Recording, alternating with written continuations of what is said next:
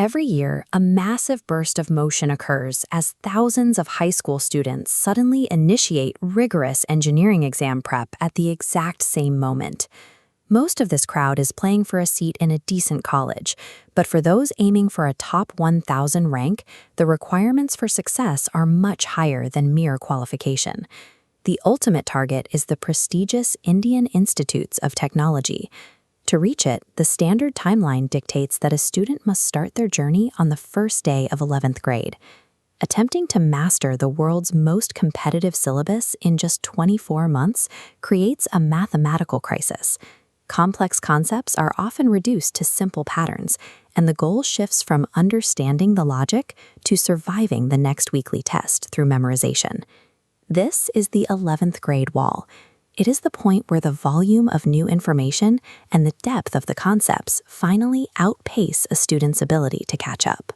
Up until this point, many of these students relied on 10th grade board results as proof of their ability. But high percentages achieved through self-study often hide the fact that a student hasn't yet been tested on true conceptual depth. This chart maps the reality of that transition. While the time you have remains a flat line, the cognitive load required for physics shoots upward. When your intuition can't bridge that gap, the only remaining tool is a formula sheet. This collapse happens even to students who have never struggled with science before. It suggests the failure isn't a lack of intelligence, but a failure of the two-year schedule itself. The standard 11th grade starting line acts as a high-pressure filter. It identifies those who can't handle the sudden pace, rather than providing the slow, deliberate environment required to actually train a physicist.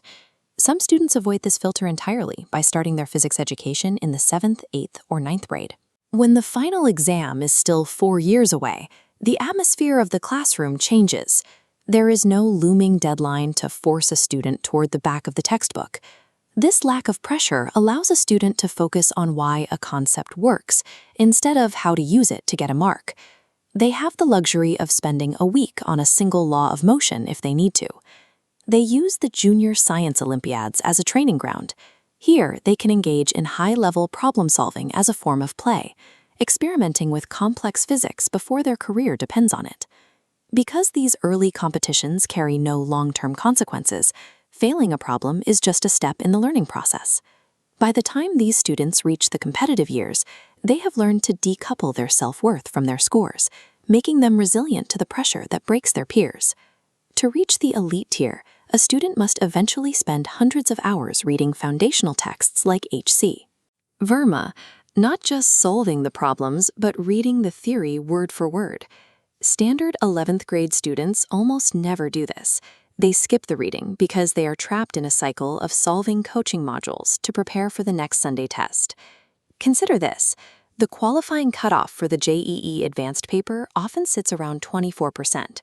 Mastering this one text early provides the logic to solve roughly 35%. When the weight of advanced multi-concept problems is added, this foundation holds the structure together. The student isn't struggling to remember definitions while trying to solve a complex calculus-based physics problem. An early starter treats this theory as their native language. They spend years absorbing the mechanics of physics at a pace that allows for true internalization. By finishing this conceptual heavy lifting before 11th grade even begins, these students enter their final 2 years of school with the mental space to focus on exam strategy, while their peers are still struggling with basic friction. On the first day of 11th grade, these two paths collide. Two students sit in the same lecture, but they are experiencing two different realities. The standard starter is seeing these derivations for the first time, trying to keep their head above water. The early starter is simply seeing a familiar landscape from a new angle. This visualization shows the cognitive edge. On the left, the brain is frantically trying to create new nodes of information. On the right, established nodes glow steadily.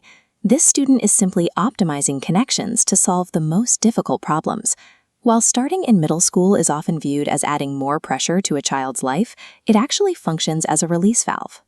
By spreading a massive cognitive load over 4 years instead of 2, a student avoids the sleep deprivation and extreme stress that define the 11th grade experience. A top-tier All-India rank isn't a reward for a 2-year sprint. It is the result of unshakable conceptual roots and the time required to grow them. If you are aiming for the elite tier of engineering, the traditional starting line is your greatest obstacle.